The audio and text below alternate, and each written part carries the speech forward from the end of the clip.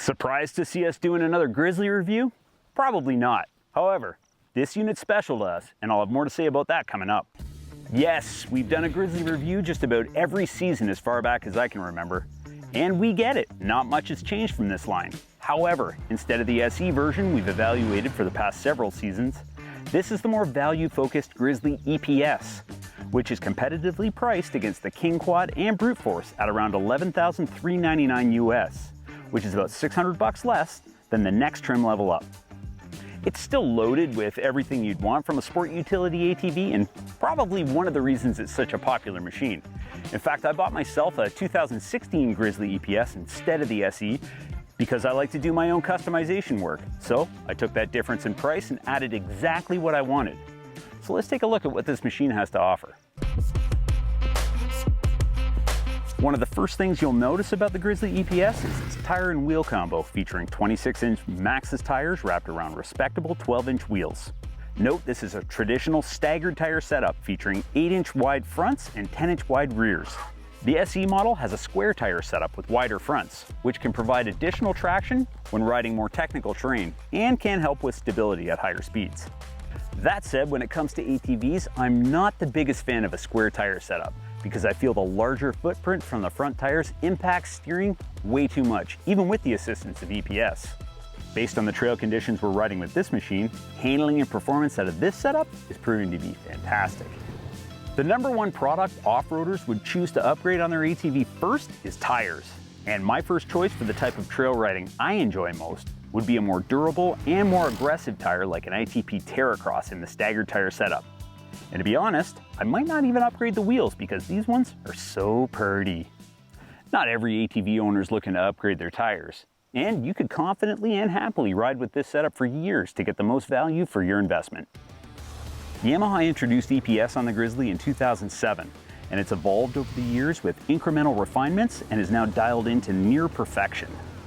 This is a single mode system, which if compared directly to Can-Am's tri-mode DPS, probably most closely compares to the medium setting.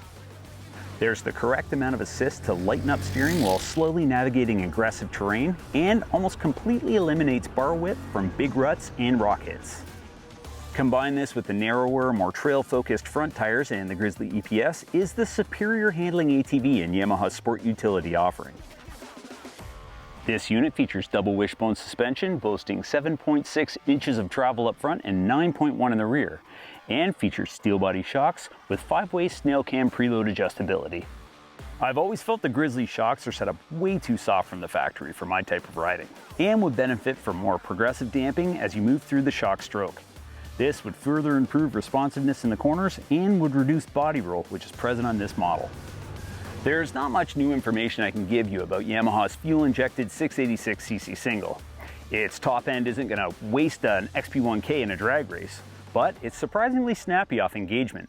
And mid-range is the sweet spot, delivering manageable power for all-day trail riding.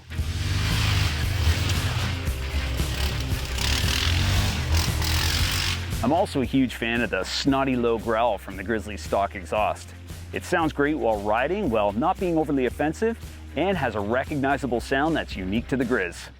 Plus, when the situation calls for it, the Grizzly features on-command 3-way locking differential, 2-wheel drive, 4-wheel drive, locked 4-wheel drive, available with a few movements of your right thumb. The Grizzly also features dual brake levers, steel front and rear racks boasting 110 pounds and 198 pound capacity respectively, plus a towing capacity of over 1,300 pounds, making the Grizzly as capable on the clock as it is off the clock. Large footwells provide enough mobility as you shift around your feet, and there's enough storage here, here, and here to carry all your stuff. The light pod delivers steerable illumination while riding, and Yamaha's classic instrumentation provides all the information you'll need.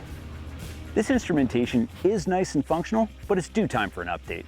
I feel like something a bit larger and a bit more colorful would not only be easier to read, it would add a lot of value to this machine. Also absent on this ATV is a winch from the factory. So before you upgrade your tires or shocks, you might want to see what's available or most suitable for your type of riding. And if a winch isn't in your budget, make sure your riding buddy has one before you get too confident when approaching that huge mud hole.